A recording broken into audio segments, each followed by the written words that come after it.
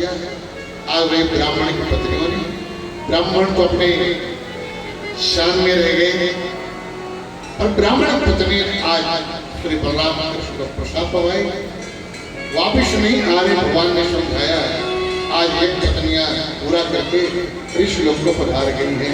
श्री जगन्नाथ भगवान की दूसरे है, तीसरे की तैयारी में जो हम लोग सब बैठे हैं प्रभु के लिए सुंदर आज अन्नकूट मनाया जा रहा है। अन्नकूट का आनंद जानते हो ना?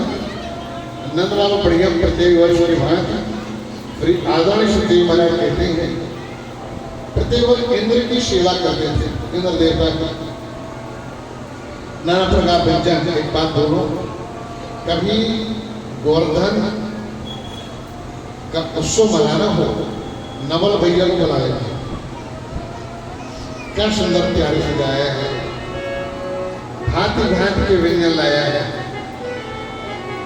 बर्फी है, पेड़ा है, गुलाब जामुन है, रसगुल्ला है, बादाम की बर्फी, खोए की बर्फी, काजू बर्फी, इमली, अचार, चटनी बिना पकौड़ी कैसे बनी, क्या सुंदर पापड़, भजिया, खीरा, बारिया, बतासे, चिरौंजी, मखाना, पेड़े, जामुन, सेव, अंगूर, नाशपाती और नाना प्रकार का हम गिनाते गिनाते थक जाएंगे। इतना मेरे भैया ने सजाया है। बड़े अच्छे पंडित हैं, कर्मकांडी है और भागवत बड़ी सुंदर बांटते हैं।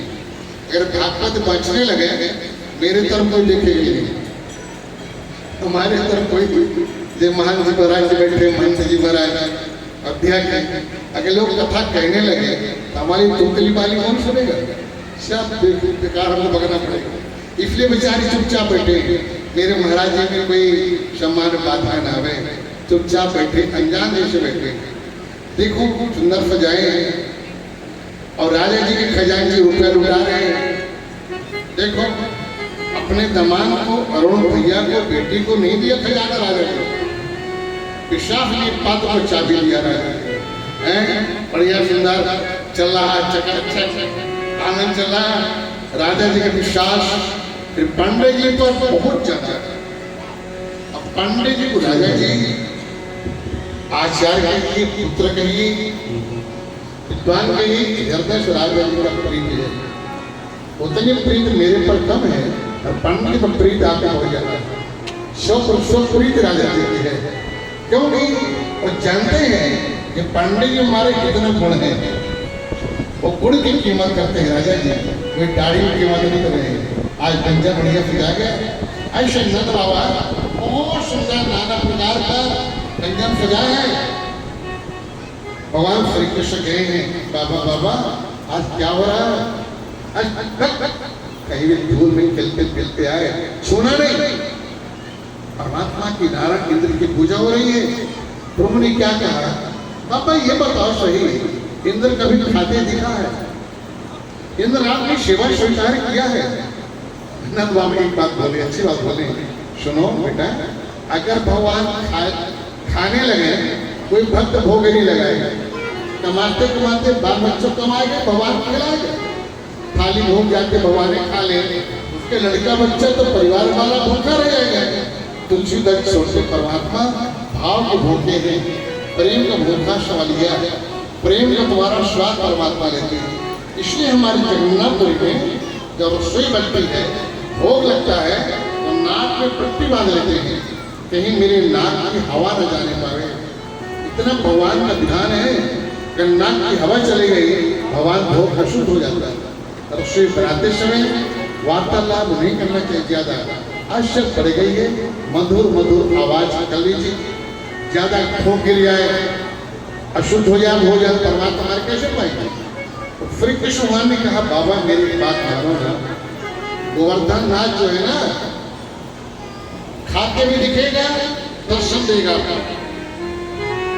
बाबा ने बात नहीं मान रही थी। सारा ब्रह्मांड के ग्वालों ने सुंदर बात को प्यारे माने, बाबा को समझाए, नंद उपनंद आदि को सुंदर भोग लग के देखो। आज जा रहे हम लोग गोवर्धन पर्वत नाथ में, कभी जाना वृंदावन, गोवर्धन जी का दर्शन जरूर करना। अगर हाथ पैर साथ दे रहे हैं तो परिक्रमा गोवर्धन का जरूर करना।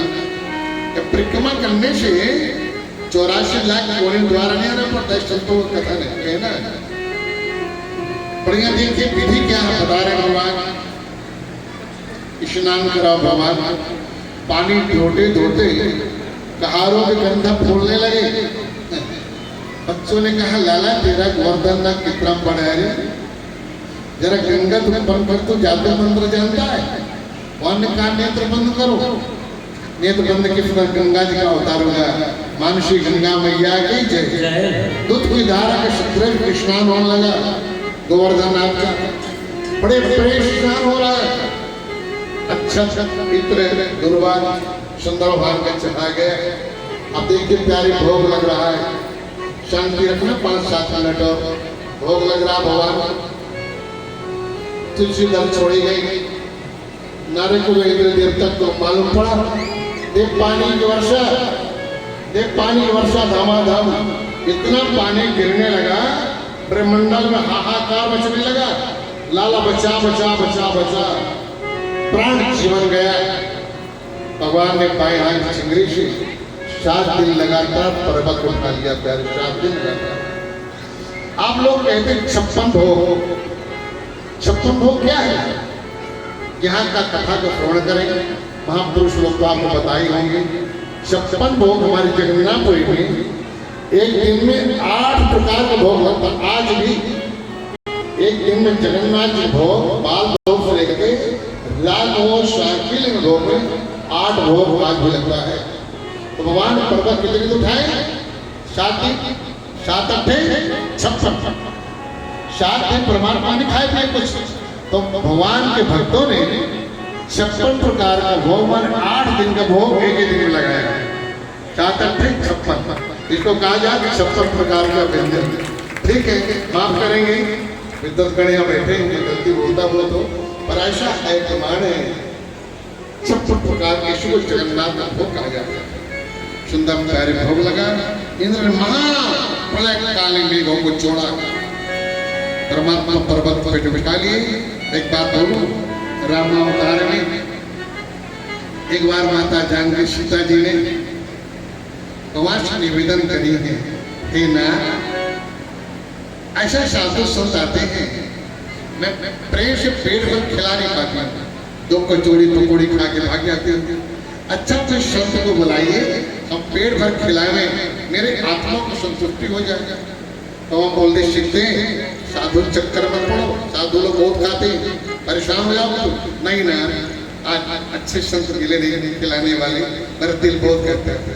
उन्होंने बुलाओ, भगवान ने अगस्त ऋषि को बुलाया। समुद्र में सोचने वाला अगस्त ऋषि, पतले पतले साधु संत हैं। भगवान ने कह दिया महाराज नॉन स्टॉप गाड़ी चलने देना। बढ़िया लगा वो माता सीता जी के धूला पतला ब्राह्मण। माता थाली में रखती प्रसाद, अंदर जाती है। अगस्त जी कहते सीते प्रसाद लाओ, अंदर जाते सीते प्रसाद लाओ। 24 घंटे हो गए, 24 घंटे हो गए, संत पा रहे हैं। 48 घंटे हो गए। सीता ने सोच के प्रभु क्या हो गया? सीता ने क्या किया? रिद्धि सिद्धियों को बुलाया, बड़े पेट वाले गणेश जी को बुलाया। गणेश जी बैठ गए कढ़ाई में, रिद्धि सिद्धि बोलने लगी, बुढ़ी निकलने लगा। अब पुनः माता जानकी बचती है, कहते हैं सीते बेटी प्रसाद लाओ। गणेश जी बोलते हैं सीता बेटी किसको तुमने बुला लिया रे? अब मेरा पेट बेटी गर्म होने लगा, मैं जा रहा हूँ, अब मैं तेरी पूरी नहीं निकाल पाऊंगा। महाराज जी 1 दिन और रुक जाइए, हो सकता बाबा मना कर दे। रिद्धि सिद्धि बोलती सीते बेटी मेरे हाथ में छाले पड़ गए, छाले, अब बिल्ला मेरा काम नहीं कर रहा, आप थोड़े पड़ गए, 1 दिन और रुक जाओ। आज माता जानकी मर्यादा को छोड़ करके अगस्त से निवेदन करिए, महाराज जी जल पीना हो तो बताना, जल पीना हो तो बताना। अगस्त कहते बेटी अभी मेरा आधा पेट भी हुआ है, बेटी घबराओ मत, पीने का सीधा पानी पानी मांग लो। अब तो सीधा काटने लगे। गई भगवान प्रभु राघव के पास, है ना क्षमा करो। अब लगता मेरी इज्जत जाने वाली है, गणेश जी भगने वाले हैं, रिद्धि सिद्धि भगने वाले हैं, प्रभु मेरी इज्जत न चली जाए ना। संत जी को आप बुलाए हैं, ये कहते हैं मेरा भी आधे पेट नहीं हुआ महाराज, मैं मर्यादा तोड़ के पानी पूछने गई, पूछना नहीं चाहता महाराज, मर्यादा नहीं कहती है जी। भगवान बोले और तो नहीं बुलाओगी, बाबों को नहीं बुलाओ महाराज, क्षमा कर दो, इस बार मेरी इज्जत में रख दो। भगवान राम ने अगस्त्य को समझाया, आपने त्रेता में भोजन किया और दोपहर में पानी पीना, और जब गोवर्धन पर्वत को उठाऊंगा एक कोने में बैठ गया ना, एक कोने में आप बैठो महाराज जी, एक कोने में महाराज चलेगा चल, इंद्र बहुत कोप में आएगा, पानी खूब पीना। माता जानकी संत को प्रणाम किया, महाराज जी को जय मेरे प्रभु, आज सच बोलता हूँ, कहाँ गया मेरा बाबा। एक कल का उदाहरण देता हूँ, मेरे पास महिला आई थी बेचारी, कहीं गोरहा की हुई है, शायद बैठी हो मेरे मालूम नहीं, शिष्य थी भगवान के में, पति पत्नी दोनों ब्राह्मण आए थे, बढ़िया मिठाई बना के लाई थी। बोलती महाराज जी मैं भगवान का आपने बड़ा घर के मिठाई लाई है, आप बाहर आते नहीं महाराज। भगवान बच्चा ने भोग लगाया, भैया थोड़ा मिठाई रात में ज्यादा दिया, हम भी थोड़ा लिए, बच्चों ने लिया, थोड़ी मिठाई बची थी।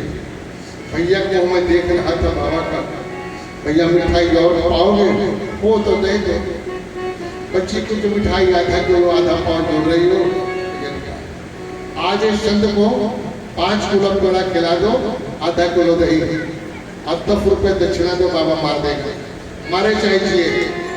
ऐसे ऐसे संत ब्राह्मण रहते हैं, तो वहां पर हमारे आनंद आ रहा है। इंद्र आकर माफी मांगा, नमस्तुभ्यं भगवते पुरुषाय महात्मने वासुदेवाय कृष्णाय शाश्वतां पते नमः। सुंदर क्षमा मांग करके ऐरावत हाथी से इंद्र ने भगवान का आश्रय किया। गौ माता कामधेनु ने अपने धन के द्वारा भगवान का आश्रय करती हैं। आइए हम लोग फिर पूजन करें, आप लोग पूजन का आनंद लेंगे। राजा जी ने बड़ी सामग्री अपने दामाद बेटी को सुंदर आदेश दिए हैं, अरुण भैया ने हमारे और हमारी बेटी सरस्वती ने सुंदर सामग्रियाँ मंगा करके आप भगवान को समर्पित होने जा रहा है। सबको प्रसाद मिलेगा, आप लोग सबको प्रसाद लेके जाएंगे, कीर्तन भजन आरती होगा।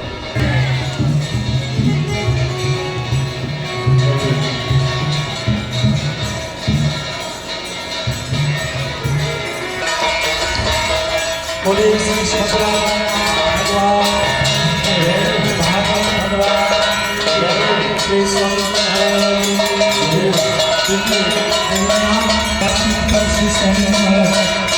20 तारीख से पाठ कर रहे हैं, उसी सिलसिले में कठोर का पर्व भैया बाजा तो भगवान का पूजन भी चालू है और महाराज जी के द्वारा प्रतिदिन जरूर पधारें, ऐसा अवसर कम मिलेगा। पुरुषोत्तम माह है, महाराज जी मंत्र दीक्षा देकर शरणागति प्रदान कर रहे हैं, इसे तो आप नित्य निरंतर 9 बजे से 11 बजे तक प्रातः है दीक्षा लेने के लिए पधारे। महाराज विकल्प हो रहे हैं। इसी श्रृंखला में अयोध्या धाम से पधारे डॉक्टर राघवेश वेदांती जी 2 दिन नहीं रुकेंगे, इसलिए अपनी भावांजलि जगन्नाथपुरी के श्री चरणों में और राजा जी के श्री चरणों में 10 मिनट मंच में आकर के आप तक पहुंचाएंगे, समर्पित करेंगे। तब तक विधान से हमारे नैमिष वाले आचार्य जी स्वामी जी पूजन करा रहे हैं, पूजन का दर्शन करेंगे, आरती दर्शन करेंगे। इसके साथ हमारे गुप्ता जी बड़ा सुंदर गोवर्धन गिरिराज जी का आपको भजन सुनाएंगे, फिर प्रसाद लेके आप 56 भोग का प्रस्थान करें, समर्पण करते हुए भावांजलि समर्पित करें। श्री राजा मैं तो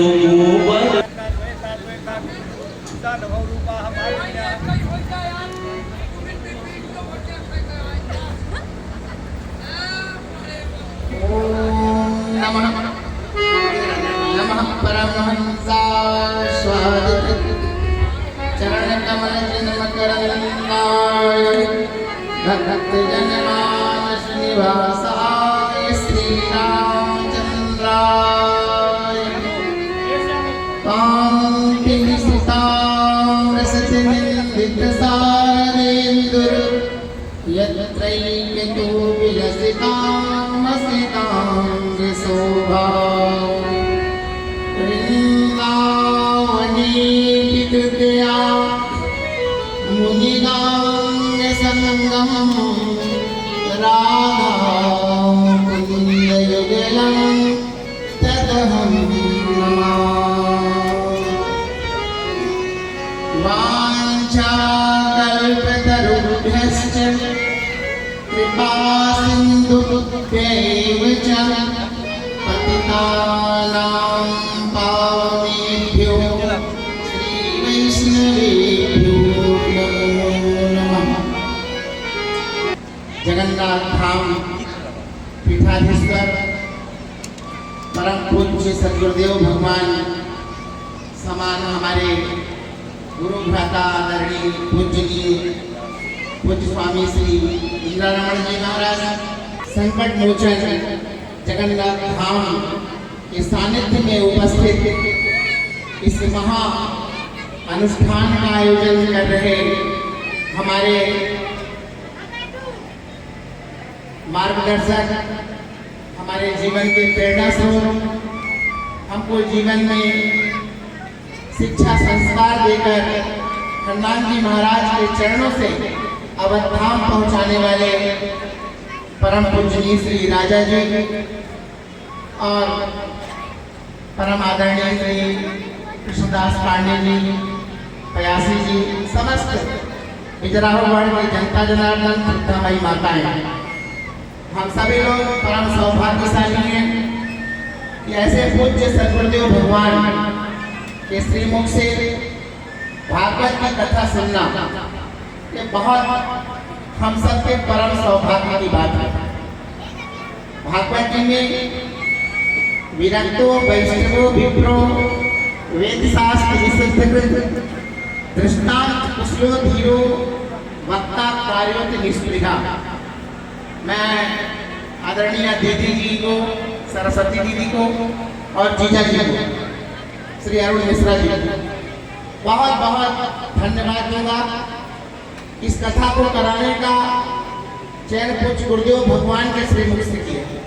तो भागवत का यथार्थ वर्णन है कि भागवत का वक्ता कैसा होना चाहिए, विरक्त हो, वैष्णव हो और ब्राह्मण कुल में जन्म लिया हो, वेद वेदांत का ज्ञाता हो, निष्प्रिय हो।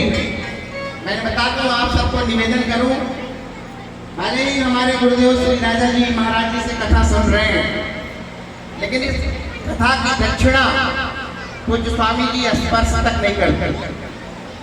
यहाँ की सारी दक्षिणा इस संकट मोचन आश्रम के संचालन में पूज्य महाराज जी, और इतना ही नहीं कि केवल इस आश्रम में कथा हो रही है, मुझे जो पता है कि आसपास क्षेत्रों में जो भी कथा होती है वहाँ जो अन्नदान, वस्त्रदान और जो भी दान मिलता है वो महाराज जी शासन के संचालन में ही लगाते हैं। तो ऐसी निष्प्रियता पूज्य महाराज श्री की हमारे बिजरावगढ़ वासियों और संकट मोचन धाम पर है। मैं ऐसे पूज्य व्यास पीठ पर विराजमान सदगुरुदेव भगवान के चरणों में बार बार वंदन करता हूँ। अभी पूज्य महाराज श्री के पावन चरणों में एक दो बात निवेदन करूँगा। भागवत जी का जो प्रसंग है, भागवत जी की जितनी गरिमामयी सार गर्भित तत्व गर्भित कथा यहाँ पर गुरुदेव भगवान के द्वारा कही जा रही है, जिसको वेदों में रसो वैसा, थोड़ा भी गुठली छिलका नहीं है, केवल रस ही रस है। बहुत सारे विद्वान दुनिया भर का प्रपंच कथाएं करते हैं, महाराज जी 2 मिनट के लिए भी यदि कथा को विषयांतर करते हैं तो उसकी चर्चा करते हैं, और मात्र 2 मिनट से ज्यादा कभी नहीं बोलते, और फिर कथा में आते हैं और ऐसी बातें ही बोलते हैं जिससे हमको प्रेरणा मिलती है, हमको ज्ञान की प्राप्ति।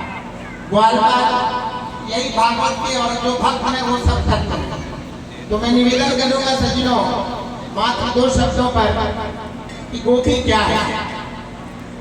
गोपी एक भाव है। शास्त्रों में गोपी इंद्रिय रसम पीते ही गोपी, जो वृंदावन में गोपिकाएं हैं वो सामान्य गोपिकाएं नहीं है।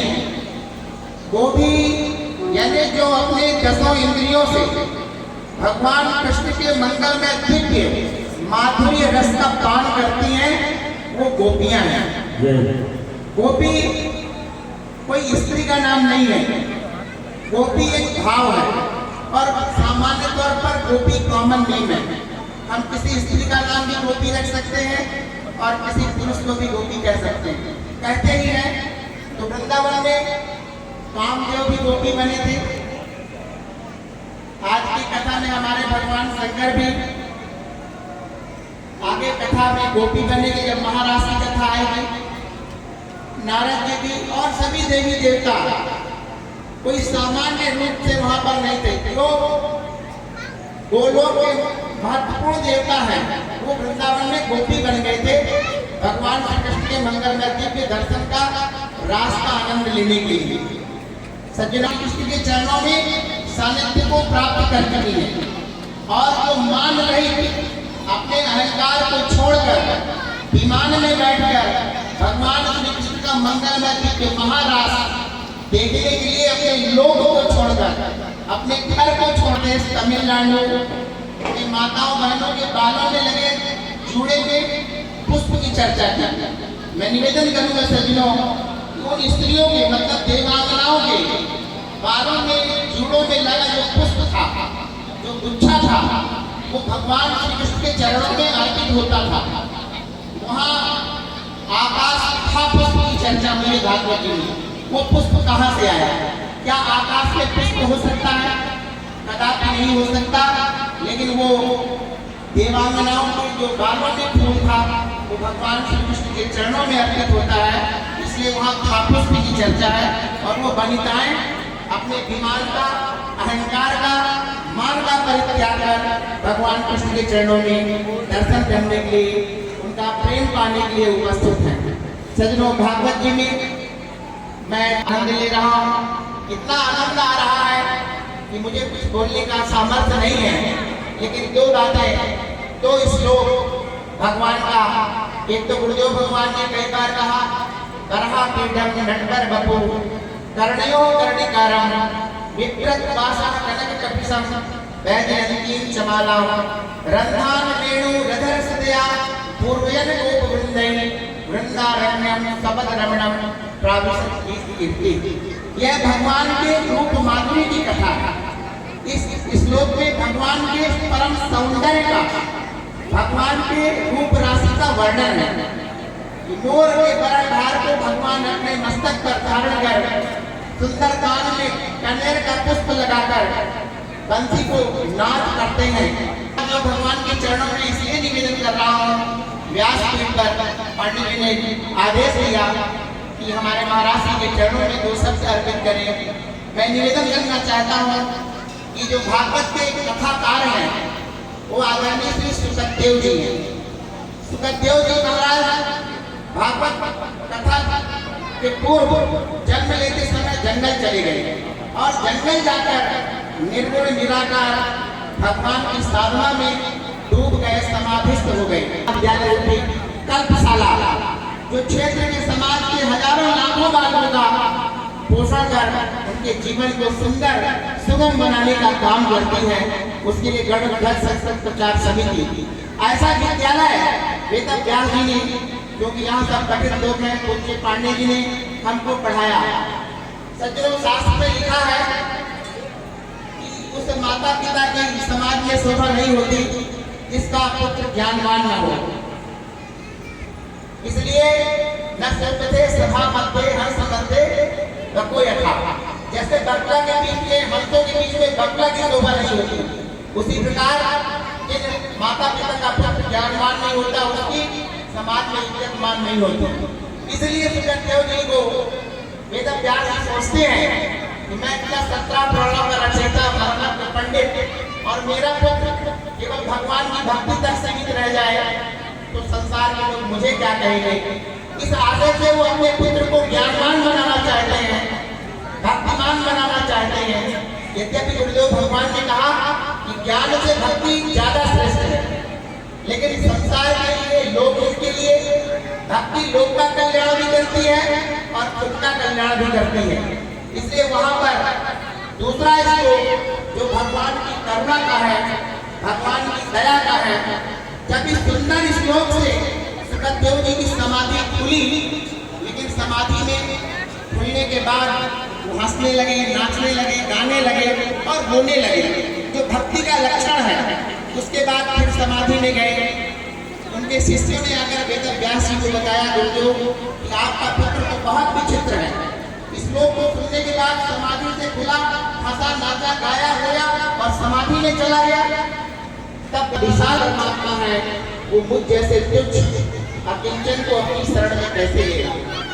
मैं निवेदन करूं सज्जनों, तब वेद व्यास जी ने अपने पुत्र को ज्ञानवान संसार की दुनिया में लाने के लिए उन्होंने दूसरा श्लोक लिखा, अहो बकीया स्तनकाल कूटम जिघांसयापाय दत्त साध्वी लेभे प्रतिंध्रा तुचकाम तत्वन्यम कम्मा दयालु शरणम ब्रजेम।